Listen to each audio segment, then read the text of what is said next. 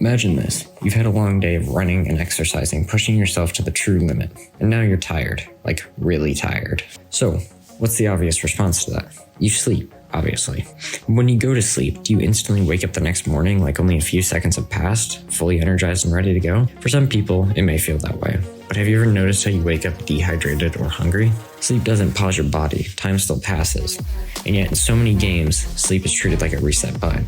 You press a key and boom, it's morning. Games like Minecraft love to do this.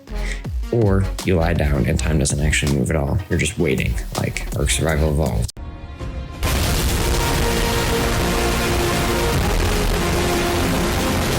Even games that do have sleep systems usually ignore what really happens while you're asleep. Hunger doesn't drain, thirst doesn't matter, body doesn't change at all. So I wanted to do something different. In Shards of Glass, sleep isn't free. When your fatigue gets low, sleeping might save you, but only if you planned ahead. Because while you're asleep, time keeps moving, your hunger drains, your thirst drains. Go to bed unprepared and you might wake up rested, but starving, or dehydrated, or dead. Hey guys, Developer Bull here, and in this devlog I'm going to break down how I built a sleep system and time system that actually respect that idea. How fatigue, hunger, thirst, and time are all tied together.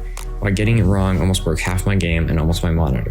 How I finally got it working in a way that feels grounded, tense, and fair. Because in Shards of Glass, surviving the night isn't about just pressing a button or refilling a meter. It's about being prepared for what the next day brings. So, how about let's get started with how this system actually works. Because on the surface, it looks super simple. You get tired, you sleep, you wake up. But under the hood, every hour you choose to sleep affects multiple systems at the same time. First, there's fatigue. As the player runs, explores, and survives, fatigue slowly builds up. Ignore it long enough and your stamina regeneration slows, movement feels heavier, and staying awake becomes risky. At that point, sleep stops being optional. When you find a place to rest, don't just press a button and fast forward. You choose how long you want to sleep for. 1 hour, enough to barely take the edge off. 8 hours, a full rest if you can afford it. Once you confirm, the game calculates exactly how much time passes while you're asleep.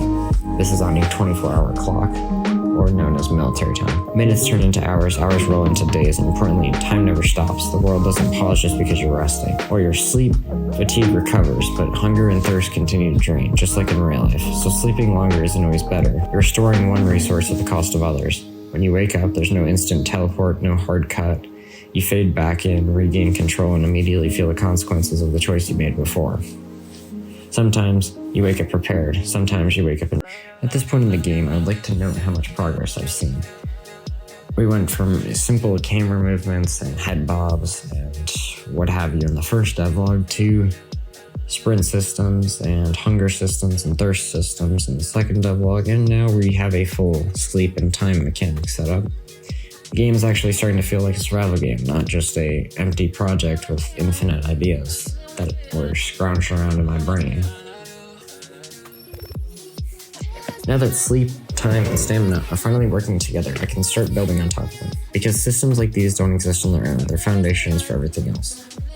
The next big focus is inventory. Not just picking items up, but managing weight, planning ahead, and deciding what's worth carrying and what is not. Because when sleep drains hunger and thirst, what you bring with you suddenly matters much more. I want the survival loop to feel slow and deliberate. You prepare, you explore, you survive, you reset, knowing every decision carries forward with you. I'm also planning to push the time system further, with lighting changes, environmental shifts, and events that will depend on when and how you move through the world. Time shouldn't just pass, it should change things. More than anything, I want the game to feel tense without being loud. No constant enemies, no non-stop action, just the quiet pressure of knowing you're not fully ready and moving forward anyway.